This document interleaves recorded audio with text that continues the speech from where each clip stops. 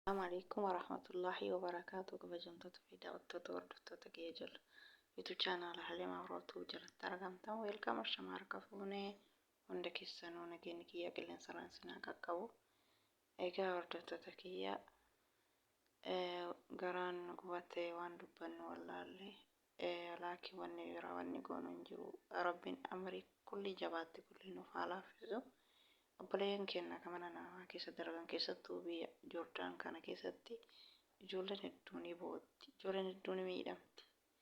Ijoollee hedduu rakkoon irra gahaa. Rabbiin rakkoo kana laaftumatti irraa fuudhuu obboleettiin teenya tuni hiqqeeffattee bootti mana fincaanii keessa yookaan hammaama keessa teettee waraabaa jirti. Sijjeessaa baatu eessa kee dhayitaa. Namni tokko sin argu sijjeessanaan jetti silkii kana dhokadhee mana fincaanii keessatti waraabaatiin hin jira jette sagalee ofii qaqqabdee booyaa sijjeessanaan jetti sagalee ofii waraabaa jirti. Yaa obboleeyyan kee wallaahi rabbummaan nama haa baasu. Rabbummaan mana ummata bineensa ummataa falfalaa rabbi naman seensisini ka biyyaa baaneef sababa jireenya sababa rakkinnaati. Biyya kana yoo geenye waan nu mudatu hin beeynu. Walaakin rabbiin halaafisuuf nu kana sanii jennee waan dubbannu hin qabnu akka gadi hin baane balbala itti qollofanii osoo gadi baate poolisiilleen qabeetiin hin galche sanillee akka hin goone nama keenya itti taphatanii inni katalagatu biyyaa bahee asitti azabdu nadhoonni asii nama yaaddu rabbumaan nu halaafisu. Yaa obboleeyyan kee bakka jirtan maratti warra rakkoo keessa jiru hunda keessanuu rabbiin isinii halaafisu. Wallaahi neemaa guddaa nagaan bayanii nagaan galanii nagaan dalagatanii jiraachuun neemaa guddaadha. Wallaahi rabbiin uummata musiibaa uummata sharrii uummata sammuun iyyaanne rabbiin nurra haa qabu.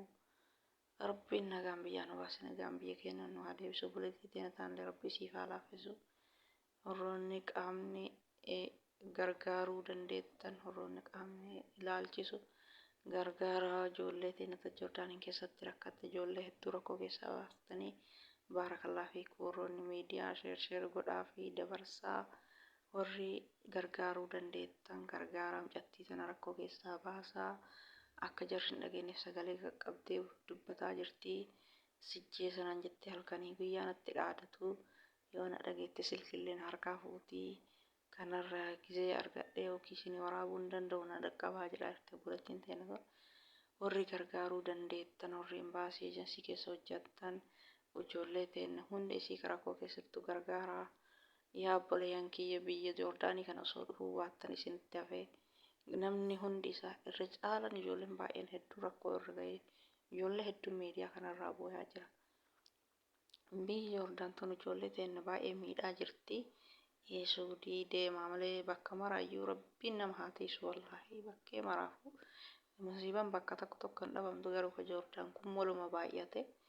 Obboleeyyan kiyya biyyi Joordaan kana horroonni ganaa biyyaa dhufaa jirtan horroonni dhaquuf yaada qabdanillee akka hin dhayne kadhaytan rabbiin nagaan keessaa isin haa galchu. Rabbiin musiibaa isinirra haa qabu. Waan biraan jennu du'aayii walii kadhachuudha. Rabbiin musiibaa isinirra haa qabu yaa obboleeyyan kiyya. Rabbi si haa laafisu obboleettii teenya.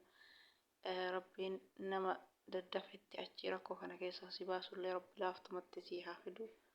Sharrii madaamii rabbi isinirraa haa qabu hunda keessanuu rabbi isin haa tiisu. Ka rakkoo keessa jiru ka silkii kanaa dhoorgatanii silkii kanaanuu akka itti himatuu dhabe baay'ee jira. Rabbiin hunda keessanuu rabbiin argaadha dhagaadha waa hunda quba qabaa waa hunda dandayaadha. Hunda keessanuu ka biyya garaagaraa jirtan ka musiibaan keessa jirtan ka damooza keessan isin dhoorgatan ka nyaata isin dhoorgatan ka isin tuman ka isin rakkisan ka isin dararan baay'eetu jira. Ka bilbila harkaa fudhatanii akka inni hin dubbanne dhoorganii akka itti himatu dhabee akka itti iyyatu dhabee rakkataa jiru mana arfaa kana keessatti.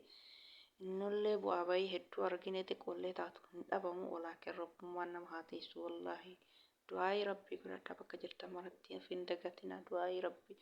Wallaahi wanni akka du'aayii rabbii daddafetti furmaata namaa godhu hima hin jirre du'aayii kadhadhaa of hin dagatinaa. Waan manaa baataniif yaadadhaa waan manaa baataniif yaada malee waan biraa of hin dagatinaa yaa obboleeyyan kiyya. warroonni miidiyaa irratti akka malee mobaayilii yeroodhaa dheeraa illee itti fayyadamtan of eeggadhaa.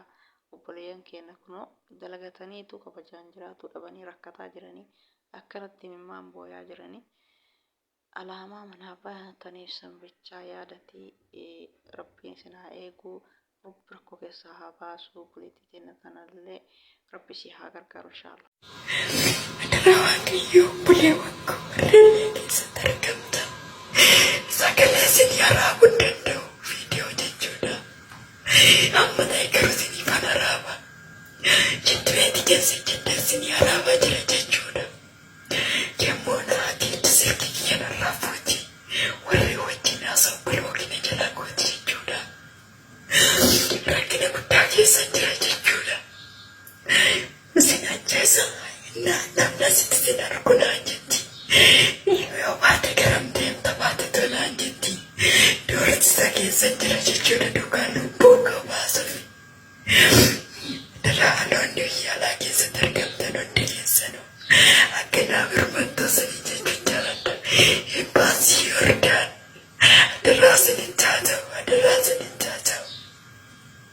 Hundumti keessanuu shal naa godhaa adaraa Waaqayyo. Adaraa sinin taata'u. Lubbuu koo baasuun nagaaddi jechuudha. Hirribaan qabu. Narra fa'oo jedhe